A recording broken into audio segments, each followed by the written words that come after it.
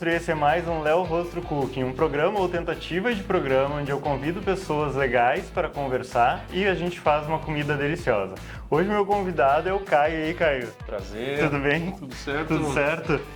Caio é cirurgião plástico aqui em Itajaí, é meu médico e hoje a gente vai trocar algumas ideias sobre Itajaí, sobre o desenvolvimento da cirurgia plástica, já que a gente está numa região que é uma região que valoriza bastante, né, Caio, o corpo, assim, a estética. Enquanto isso, a gente vai fazer aqui hoje, vai ser uma entradinha. Eu gosto muito de brusqueta, né? Eu até tava com medo de fazer porque eu acho um negócio que é muito legal. E daí eu mudei um pouquinho. Hoje a gente vai fazer a base na berinjela. Então a gente já deixou cozinhando ali a berinjela no forno e eu vou montar um pouquinho enquanto a gente conversa. Então, Caio, médico há quanto tempo? Olha, a gente formou, Léo, em 2014, assim. E a medicina, na realidade, ela é muito longa, assim, né? Se for pensar, né? Sim. Tu que tá com um familiar aí caminhando essa história, Sim. assim, né? Parece que nunca vai terminar, na realidade, Não. né? A gente entra ali, a gente brinca lá que na Univar, que eu fiz a formação na Univar, a gente tem umas paredes lá de tijolinho, e tu vai pulando de sala em sala, que o negócio parece eterno, Igual, né? é tipo a Caverna do Dragão. É. E daí a gente vai caminhando ali com 6 anos de formação e uma coisa que às vezes até a gente fica meio fora é que parece um pouco fora assim da vida real, né? A gente começa a entrar nesse mundo da medicina e um ano vai passando e parece que a gente esquece um pouco dessa vida real, né? 2 semanas atrás eu estava dando uma aula para o pessoal da Liga de Cirurgia Plástica aqui da Univale, da FURB, da Federal. E uma coisa que eu estava dando aula era sobre tipo, a vida do médico mesmo, porque tu entra nessa formação e realmente tu desloca, tu fica pensando que tua vida vai ser aquele próximo semestre ou depois vai ter a prova da residência, daí tu entra na residência mais 2 anos ou 3 de cirurgia geral, depois tem mais 3 de plástica e tu fica meio que distante do que é a vida real, né? A vida do cirurgião plástico, a vida do empresário, na realidade, da medicina, né? Sim. E depois tu é jogado no mercado para essa vida real, né? Então é bacana conversar sobre isso porque tu se sente um pouco fora, né, da realidade do mundo. Quando Fora do padrão, na verdade, né? Porque vocês não vivem, assim, eu vejo pelo André, assim. O André agora tá lá fazendo uma aula de uma liga de não sei o quê, mas com um livro na mão. E às vezes tu deve passar por isso, assim, o André vai se reunir, tá? Vocês vão sair com o pessoal da medicina e o papo é só medicina. Não. O pessoal medicina é uma coisa meio deslocada, assim, do mundo respiração, real, né? Respiração é medicina. Tá, e eu não perguntei a pergunta que eu sempre faço no início, itajaense. Sim. Nascido no Marieta. Nascido no Marieta. Eu tenho a filmagem do meu nascimento, tá? Já tinha câmera naquela época? O pai é um médico antigo aqui de Itajaí, né? Então, médico, é verdade. É cardiologista, então Sim. eu conheço o meu anestesista, né? Ele não foi meu professor, meu anestesista, mas eu conheço ele. O obstetra foi meu professor, então, né? Imagina que loucura, né?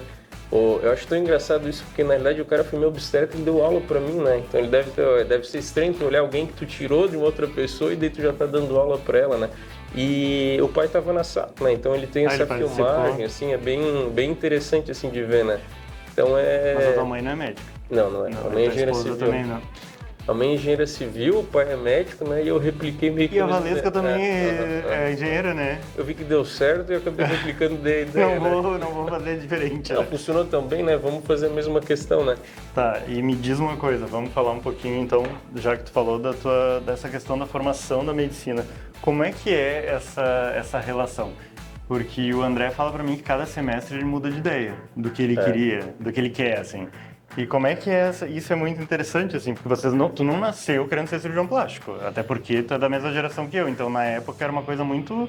Pois não era como é hoje, né, tão difundido, assim. É uma coisa estranha, assim, porque quando a gente estava na formação médica, eu sempre quis fazer cirurgia plástica, né? E às vezes o pessoal comentava assim, pô, cara, mas não vai fazer cardiologia, né? Porque o teu pai é um cardiologista, né, conhecido da cidade e tal. E na realidade eu sempre tive essa ideia da plástica, mas eu não sei de onde que veio, né? Até eu estava comentando ontem com uma paciente que eu lembro da mãe quando ela foi fazer a primeira cirurgia plástica dela. Foi uma cirurgia de face lá, né? Ela tinha uns 40 e poucos anos de idade. E eu lembro assim, eu era uma criança e tu tem aquela visão da mãe, que é aquele, né, aquele ídolo, aquela coisa tipo imaculada assim, e de repente ela volta da cirurgia plástica daquela maneira destruída, por assim dizer. Fez peeling no rosto, que é uma coisa bem agressiva, né? Então tu tem aquela imagem, acho que talvez aquilo com 4, 5, 6 anos tenha sido alguma coisa que deu uma... O que é isso? Né? Mas como assim? Mas ela tá fazendo para melhorar? Mas o que tá acontecendo com ela e tal? Então acho que esse foi um ponto inicial, assim, de pensar sobre cirurgia plástica. Mas a visão que a gente tem da cirurgia plástica quando a gente está nesse momento, assim, é muito lúdico, né? Sim. A gente tem uma ideia meio assim, não, eu vou querer trabalhar com queimados, porque no queimado eu vou conseguir refazer um braço, eu vou conseguir refazer... E na realidade, uma coisa que eu sempre comento é que a medicina, a cirurgia plástica, ela é muito ingrata. Porque ele dá muito para quem menos precisa. Sim. E dá pouco para quem mais precisa. Então aquele paciente lá que teve um câncer de mama, perdeu toda a mama, ela entrega pouco resultado. Entendi. E para aquele paciente que está super bem, na realidade ele quer fazer só um aumento de mama, né? Uma mulher jovem, 16, 17 anos, é um baita de um resultado, né? Então quando eu estava na formação eu tinha uma ideia meio lúdica assim da cirurgia plástica. Por quê? Porque a plástica tem esse lado meio artístico, né? Eu gosto muito de contorno corporal, eu faço muita lipoaspiração e a lipo é o suprassumo dessa coisa meio artística. Sim. De tu conseguir desenhar o corpo, né? Mas durante a formação eu cheguei até a fazer estágio, eu fui para Sarajevo, fiquei 1 mês em Sarajevo. Nossa! E Sarajevo é um dos últimos países ali que teve guerra civil na Europa. Sim. E foi em 94, então qual que foi a minha ideia? Poxa, eu vou ver mutilados de guerra, né? Para ver como é que é a cirurgia, deve ser muito desenvolvida a cirurgia plástica lá. O cara deve refazer um nariz, refazer uma orelha e tal, não sei o quê. E na realidade tu vê que isso é uma coisa que é uma ilusão, na realidade, né? Entendi. O que a gente vê é que as guerras aumentaram muito em potência, então as pessoas na realidade não se tornam mutilados de guerra, né? E não tem um desenvolvimento forte nessa área. Por quê? Porque o resultado é muito simples, né? O resultado da plástica reconstrutiva, infelizmente, ele não chega no mesmo nível do resultado de uma cirurgia plástica estética. Então a gente acaba indo, assim... vendo uma coisa mais artística mesmo quando a gente fala de lipoaspiração, quando a gente fala de abdominoplastia, quando a gente fala de cirurgia mamária. Daí tu vê grandes mudanças que tu consegue fazer numa cirurgia. É muito legal a cirurgia plástica. A cirurgia plástica é um universo muito bacana de conversar e de viver essa questão.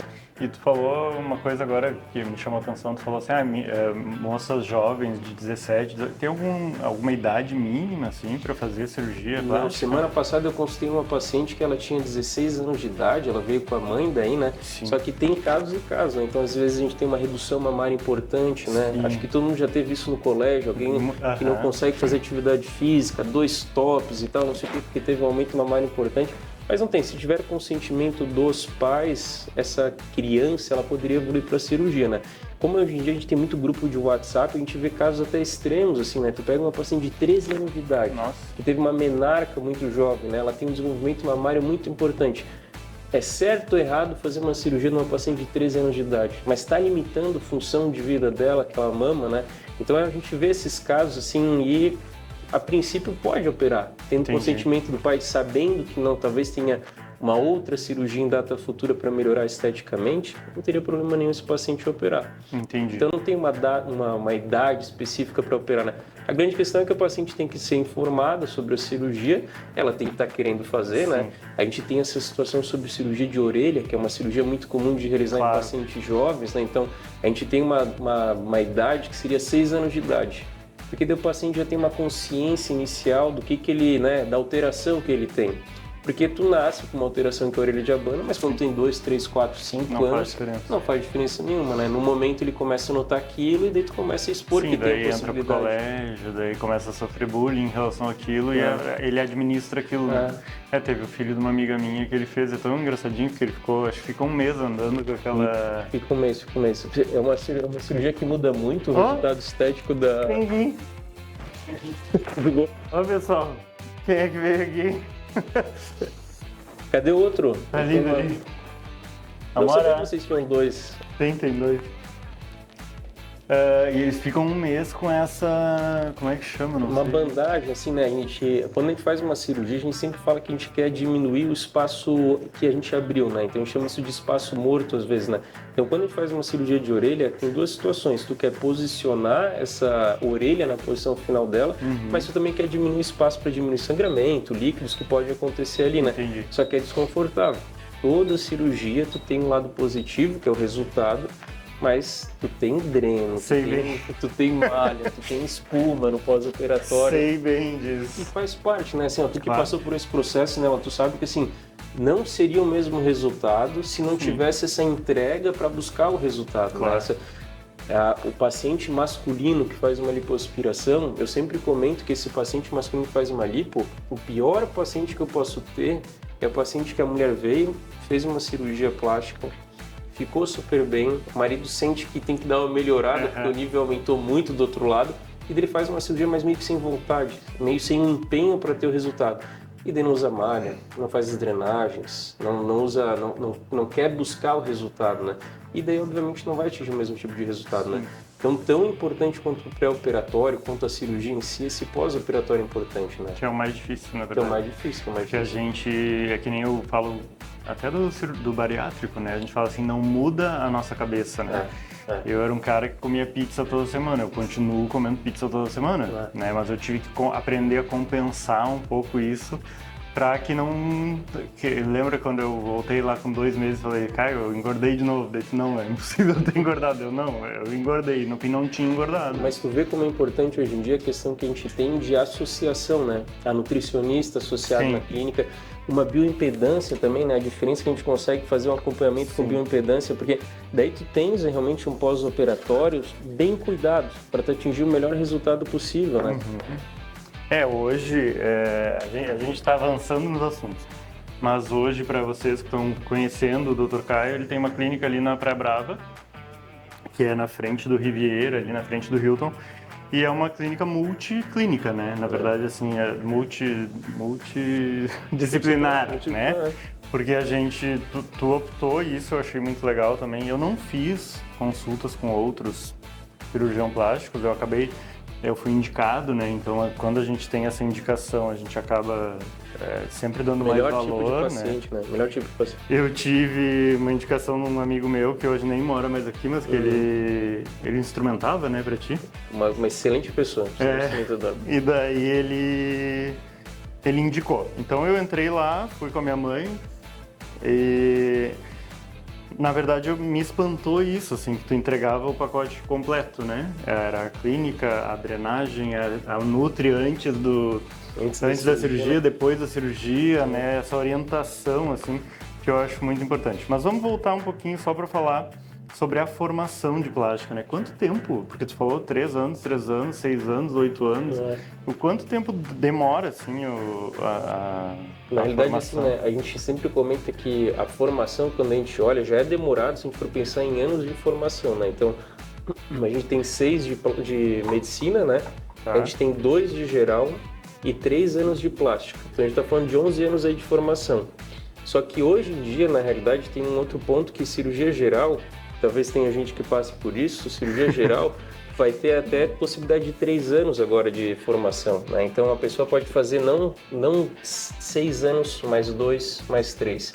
Ele pode fazer 6 anos, 3 de cirurgia geral e 3 de cirurgia plástica. Ele pode fazer 12 anos de formação. Nossa. E a grande dificuldade que a gente tem lá nisso aí, na realidade, é porque a gente conta assim os anos, mas a gente sabe que é complexo tu entrar em medicina, né? Mas mais complexo ainda que entrar em medicina é depois tu entrar nas residências, né? A gente fala que hoje em dia até abriu a quantidade de vagas para medicina, né? Hoje em dia a gente comenta que tem 40 mil vagas para primeiro ano de medicina no Brasil, né? A gente está em expansão, em produção de médico e tal.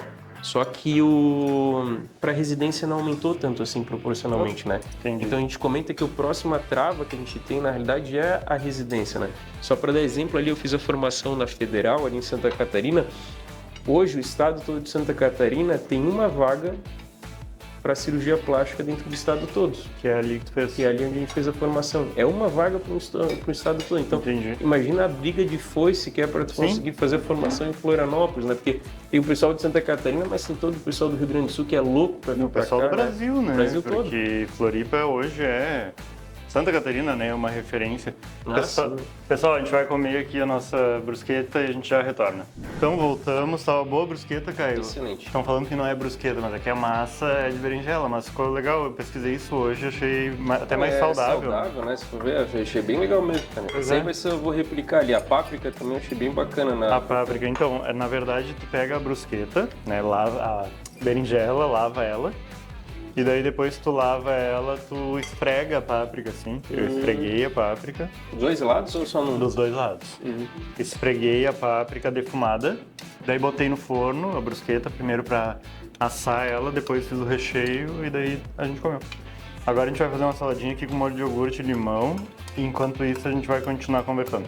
Você sabe que eu tenho uma amiga minha que ela fez agora Ela fez residência em... Como é que quem faz endoscopia, o quê? Gastro. Ela fez em gastro e agora ela foi pra Espanha fazer mestrado. Legal. Pra voltar e trabalhar, acho que mais dando aula, né? E ela, foi engraçado porque ela é esposa do meu personal de Floripa, assim. Então, ele me dava aula às 6 da manhã e ela tava no plantão de noite, ela já tava no último ano, acho, nessa época. E eles são do Paraná, moravam em Blumenau depois, ela fez na Unifeb, em Blumenau, e quer morar em Floripa. Ela vai voltar da Espanha, provavelmente vai morar em Floripa. Mas essa é a beleza que a gente tem aqui na região, né? Assim, eu sou daqui, né? Então, assim, pra mim, eu morei em Florianópolis e eu não troco aqui a nossa região por lá, sabe? Até por essa situação, assim, a gente que mora aqui, a gente tem um contato muito forte com a natureza, com a praia, né? A praia é o nosso quintal, como se fosse, né? E lá em Florianópolis, na verdade, a gente não tem isso. Não. Né? Que tá no centro de Florianópolis. Eu tenho uma situação que aconteceu na residência que eu nunca tinha ido no Costão do Santinho, né? E daí tinha um congresso médico, é comum ter lá no Costão. E foi aquela coisa assim, Caio, vai ter o congresso. Eu falei, tudo bem, eu vou passar a visita de manhã. E depois da visita eu vou lá no Costão para o congresso, que vai começar às 10 horas da manhã, 9 horas. Eu passei visita, eu cheguei em 3 horas no Costão do Santinho. 3 horas é como se eu saísse aqui de Itajaí e fosse no congresso em Curitiba. Não, olha só que coisa 3 horas dá pra ir pra Floripa e voltar. Coisa absurda, eu tô dentro da ilha e eu não consigo me deslocar direito dentro, sabe? Então, pra gente que mora aqui, essa coisa do trânsito de forma absurda, como tem lá em Florianópolis, essa distância que tem, né? Realmente a gente mora num lugar diferenciado, né? Sim. A gente vê isso até pelo consultório, assim, sabe? Porque a maioria dos nossos pacientes hoje em dia, eles não são naturais aqui da região, né? São pessoas do Paraná, são pessoas do Rio Grande do Sul que migraram para cá e moram há 2, 3, 5 anos aqui, mas não são naturais aqui da nossa região, né? Entendi. Porque hoje o pessoal fala lipo 3D, lipo HD, lipo Sculptra, lipo... Como é que é o nome daquele outro? Tem um... 4K? Vibrolipo? Lipo... tem um monte, ó.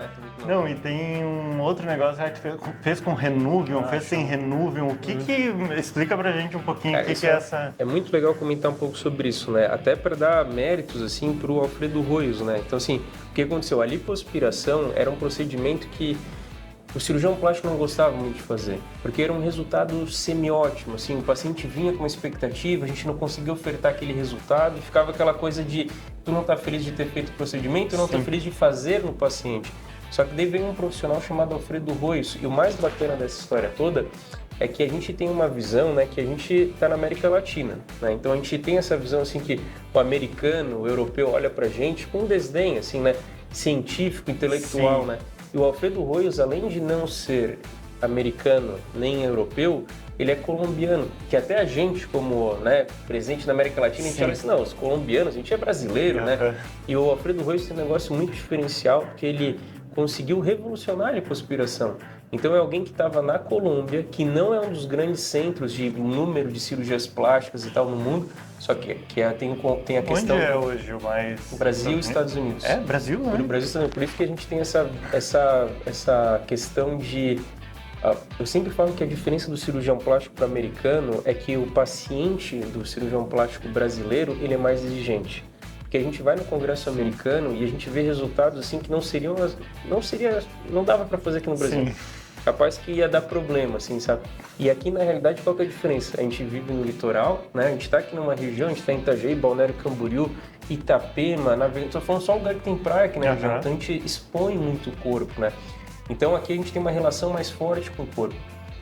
E o cirurgião plástico, na realidade, brasileiro, ele entrega um resultado melhor que o americano porque a gente é melhor? Não. É porque o paciente é mais exigente. Ele quer um resultado de melhor qualidade. Por quê? Porque o americano está lá morando no meio do Texas, ele está num lugar que não vai ter exposição do corpo, ele aceita um resultado diferente, né? Então o Alfredo Royos, ele fez uma questão que ele revolucionou a lipoaspiração. Então, ele até esse termo lipo HD, ou lipo de alta definição, que seria só a contração, é dentro dessa ideia de dar um nome para essa revolução que teve dentro da lipoaspiração. A gente viu essa época da TV de tubo, era uma TV de qualidade, a imagem era boa. De repente teve esse salto de qualidade de imagem, que foi dado o nome de TV de alta definição, TV HD. Dentro desse conceito, o Royce colocou esse nome para dizer assim, ó, a gente tinha a lipoaspiração, mas agora o nível de definição, a qualidade do resultado, a questão de minúcia, de a gente entender a musculatura e onde tirar, onde deixar, onde colocar a gordura mudou. E a gente cunhou esse nome. Então começou os problemas, porque ele fala assim, não, Lipo HD é gomo na barriga. De nenhuma forma. Sim. Lipo HD é o nome de um procedimento de lipoaspiração que a gente vai passar pelo corpo todo do paciente, criando no paciente masculino um V do corpo, na mulher aquele desenho de violão, tentar tirar o máximo possível a cintura da paciente feminina, lipoenxertia nos locais interessantes, então na mulher no glúteo, no homem, peitoral, ombro, para abrir esse corpo, esse V do corpo do paciente. Então esses são os conceitos da Lipo HD. É porque antes eu acho, não sei se é a mesma coisa, daí tu me corrige, mas isso era lipoescultura. Era chamado de lipoescultura também. Né? A lipoescultura é o conceito da gente pegar a gordura do corpo do paciente e colocar em outros locais, né? É esculpir a partir da gordura. Entendi. Só que no passado o que a gente não fazia? Não colocava dentro da musculatura.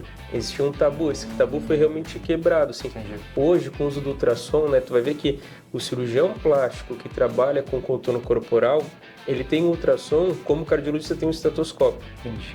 Então chega no consultório, a gente coloca o ultrassom, a gente mostra a camada de gordura, a gente coloca que o ultrassom está lá no centro cirúrgico e quando a gente coloca a gordura dentro da musculatura, ele é importante. Então, o Royce foi importante porque revolucionou essa ideia. O que acontece com esses outros termos? Tem Renuvion, tem Body Tight, tem Argoplasma agora no mercado. Existem equipamentos de retração de pele no mercado hoje em dia. Então eu sempre comento sobre os equipamentos de retração que é o que melhor existe no mercado hoje, né? Só que o que acontece quando ainda não tem muita oferta, né? Não tem muito produto para ofertar, o que acontece é que na realidade o custo fica muito alto, né? Então é muito legal os equipamentos de retração, só que o que acontece? Às vezes tu dobra o valor de uma cirurgia para fazer um equipamento de retração. Eu tenho um orçamento limitado, Léo, vamos fazer, tu vai retrair mais, é interessante. Agora tem que pensar muito bem, eu vou dobrar o valor da cirurgia, eu vou ter o dobro do resultado? Léo, não vai ter o dobro do resultado. Não, mas calma aí, então vale a pena fazer? O que vai acontecer com os equipamentos de retração, Léo, que ano que vem, no outro ano, vão entrar mais equipamentos e a gente vai conseguir transformar esse valor que hoje realmente é relativamente alto num valor mais tranquilo. Entendi. Agora, os equipamentos de retração de pele são um absurdo, colam a pele da pessoa? Ainda não. Eu sempre brinco que a primeira pessoa a conseguir fazer algo assim é o primeiro trilhardário do mundo, né? Porque tu conseguir um equipamento que retrai a pele, tu não precisa mais cortar, olha que absurdo isso, né? Tu colocar na face do paciente e tal. Mas é o que tem de melhor no mercado. Então a gente tem que ofertar o melhor no mercado, né? É o que eu sempre digo para o paciente. Tu pode ir para Nova York de classe executiva, ou tu pode ir de classe econômica. Todo mundo quer voar de executiva. É mais caro? É muito mais caro. Vai chegar no mesmo lugar? Vai. Mas o serviço não é melhor? Entendi. Mas você não dorme melhor? Não está mais exposto no outro dia? Então a gente sempre fala que a cirurgia plástica, essa questão de retração de pele, é muito bacana, só que aí no custo-benefício ainda não está valendo a pena. Vai valer a pena? Vai. Daqui a pouco vai valer muito a pena e vai ser uma coisa que a gente vai ofertar para todos os pacientes. Hoje a gente oferta para um paciente específico que tem condição de fazer o uso. Entendi. Então tá, pessoal, a gente vai dar um break aqui, daqui a pouquinho a gente volta. Então tá, pessoal, voltamos, vamos continuar o nosso bate-papo aqui. Agora eu vou fazer um filé. Iscas de filé, um molho de gorgonzola com pera e nozes. E a gente vai fazer um macarrãozinho, enquanto isso a gente vai conversando, vamos continuar. Então a gente falou ali que só muda o nome, né, Caio? Que é tudo a mesma coisa. Assim. E uma coisa que eu sempre comento, Léo, com os pacientes é o seguinte, né? Às vezes eles dizem assim, doutor, tu não faz uso de equipamento X, né? Eu vou dar um exemplo, assim, tem um equipamento chamado Vaser, que é muito usado quando a gente faz lipoaspiração. Até se a gente entrar no Google, assim, Vaser, o primeiro artigo científico que tem, assim, tu entrar da Sociedade Brasileira de Cirurgia Plástica, até é um artigo que eu sou um dos autores, né? Então uma coisa que eu sempre falo para os pacientes é o seguinte, Vaser, uma coisa que eu sempre falo para os pacientes é o seguinte, cirurgia plástica, lipoaspiração, é como se fosse, na realidade, uma pintura. Tem aquele que vai querer trabalhar com martelo, tem aquele que vai querer trabalhar com pincel. E na realidade o meu melhor resultado não vai ser necessariamente com um equipamento específico, mas com aquele que eu consigo tirar o melhor resultado, né? Entendi. Então eu sempre comento assim, doutor, já usou tal coisa? Já usei, isso eu não gosto de usar, né? Até digo assim que quando eu faço lipoaspiração, eu gosto de lipoaspirar às vezes sem nada de equipamento que auxilie, porque quando a gente faz uma linha no corpo do paciente, uma linha média, a transição do músculo reto do abdômen oblíquo, tu perde um pouco de finese, de detalhamento realmente quando está usando algum equipamento que está aumentando o giro ou está emulsificando gordura, porque se tu quer fazer uma linha, tem que sentir aquela linha, tem que construir esse resultado. Então eu sempre falo que lipo é muito legal, principalmente lipo em homem, porque é muito artístico, né? Realmente dentro dessa ideia do desenho mais artístico possível, né? Então, por isso que eu comento sempre que eu fico feliz quando tem na semana homem para operar. Sim. Porque homem é legal de operar. E aumentou? Aumentou.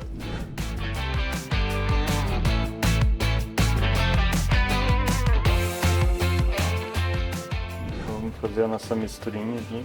Tá bonito.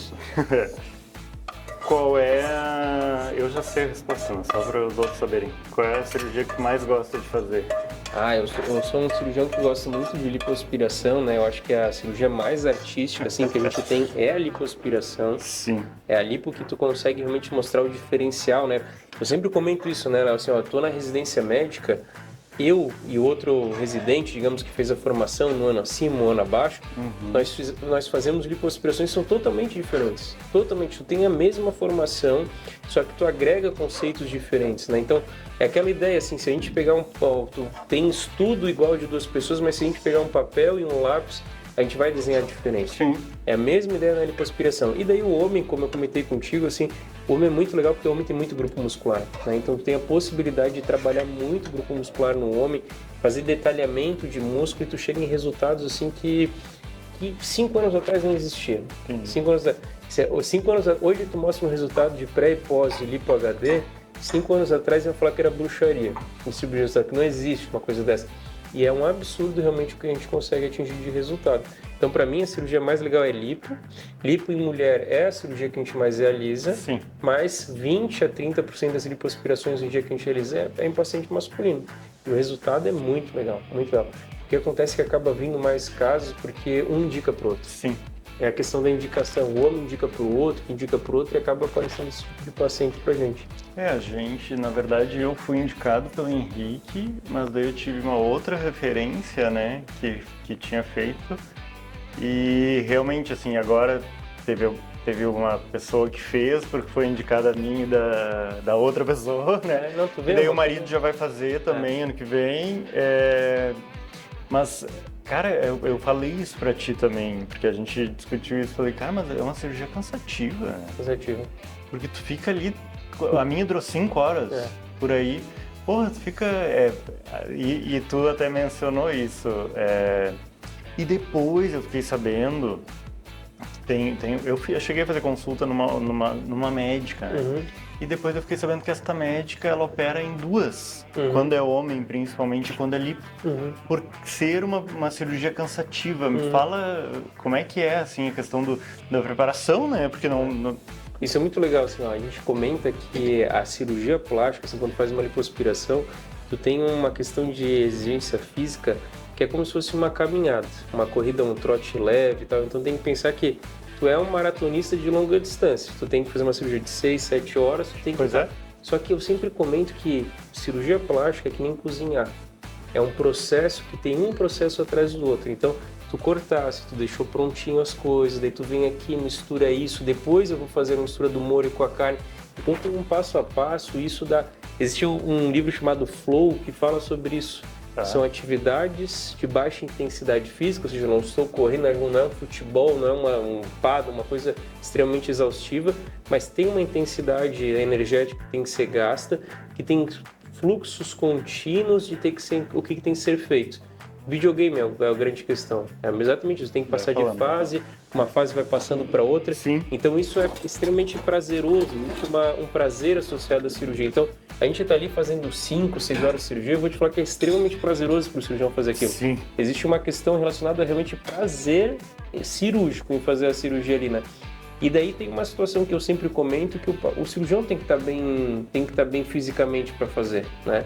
Se tu não está bem fisicamente, tu realmente vai ter que utilizar equipamentos para facilitar de um lado para ti, tu vai ter que emulsificar essa gordura, vai ter que acelerar um processo de cirurgia. Às vezes tu não vai conseguir lipoaspirar como tu gostaria, né?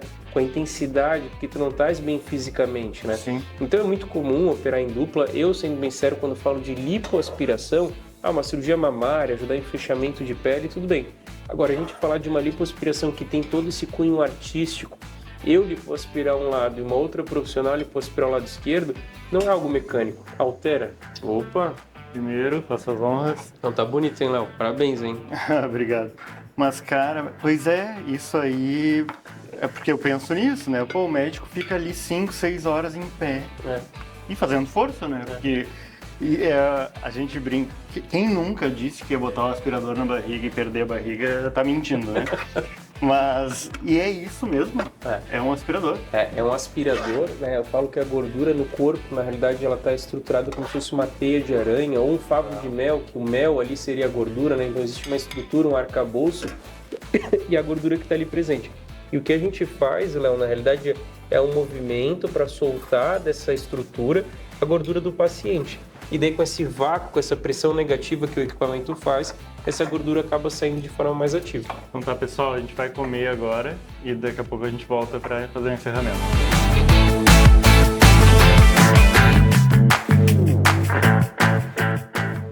Bom, pessoal, chegando ao fim desse papo muito legal que tava, a gente teria mais assunto para ficar mais algumas horas falando, né? Eu perguntei para ele a questão, ele falou do favo de mel, né, da gordura. Então, literalmente é um aspirador, né? É um aspirador, com a movimentação a gente vai tirando a gordura. Eu sempre comento, né, uma coisa bacana de comentar, né? Às vezes o paciente faz uma pergunta assim, doutor, mas dá para tirar quantos litros de gordura? Vamos tirar 10 litros, 12 litros? Eu falo assim, não. Na realidade, a melhor cirurgia que a gente pode fazer, quanto menos a gente tirar, melhor vai ser esse resultado.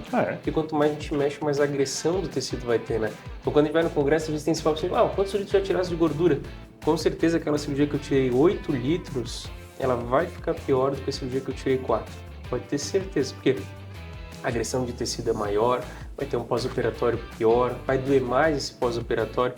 Então, o melhor momento é preparar essa paciente para fazer a melhor cirurgia possível. É deixar ela prontinha para fazer a cirurgia. Gente, foi só 3, tá?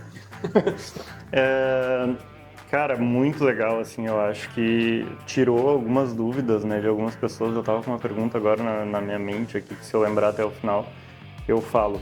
Mas, recuperação, né? Eu lembro que quando eu falei para as pessoas assim, não, gente, meu médico mandou caminhar nas primeiras horas da minha...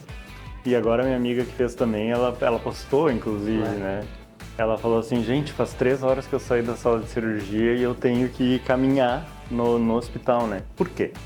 A gente tem um estudo mostrando que quanto mais rápido o paciente deambula, que seria essa caminhada, menor o risco a gente tem de ter complicação. Coisa que eu sempre gosto de falar, Léo, é que assim, a gente faz muita lipo, né?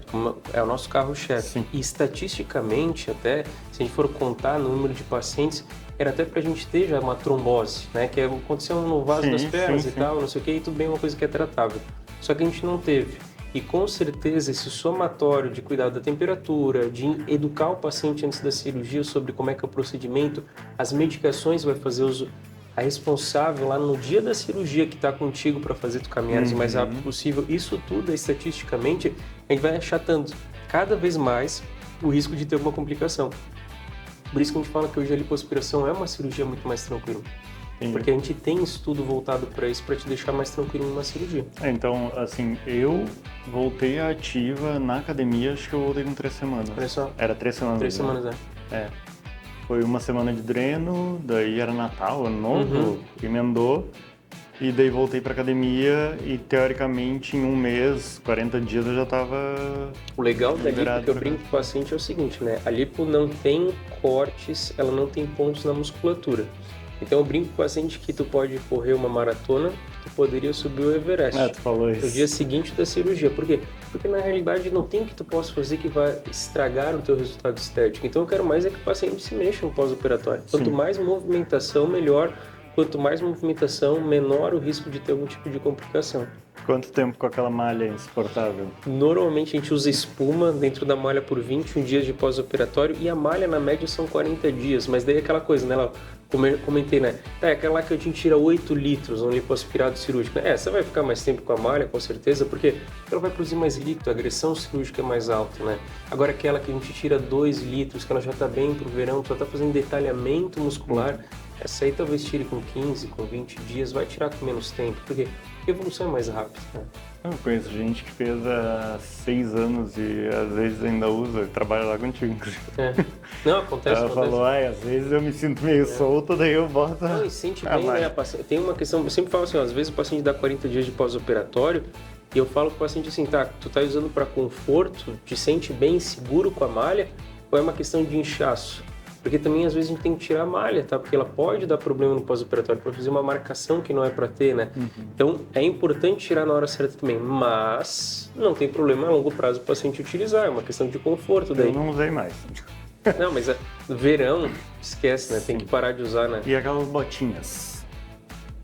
Tem duas situações. A meia antitrombo, o paciente usa até mais ou menos uns 11 dias de pós-operatório. Aquela meia, uma coisa bacana de falar é assim, a chance de o paciente fazer uma trombose cai pela metade a cada dia que passa. Então a gente brinca que lá no primeiro dia tem uma porcentagem, vai caindo, vai caindo. 11º dia de pós-operatório é mais fácil ganhar na Mega Sena do que tu ter uma trombose no pós-operatório. E durante a cirurgia, como pela noite hospitalar, tem uma botinha pneumática que está massageando a perna. Só que se perguntar para mim, tá, Caio, é melhor tu ficar com a bota e não caminhar ou melhor caminhar e tirar a bota? É 1000 vezes melhor tu caminhares do que ficar com a bota. Só que a bota é boa para quem? Quando estás dormindo, porque daí não tem como fazer a movimentação da perna. Então é muito bacana, são essas coisas assim que são evoluções, né? Quem já fez uma lipoaspiração talvez 15 anos atrás, tá escutando coisa aqui que fala assim, não, minha lipo não tem nada a ver com isso.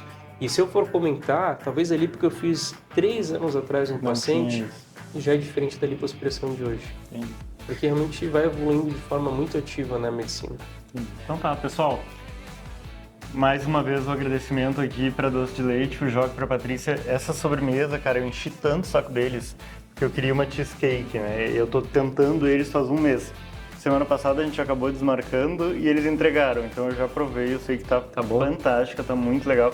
Mas essa aqui eu posso dizer que foi uma criação especial pro Léo Rostro, porque, cara, eu enchi muito o saco. E realmente, assim, a massa, tu vai ver, eu não sei se tu gosta de cheesecake. Muito.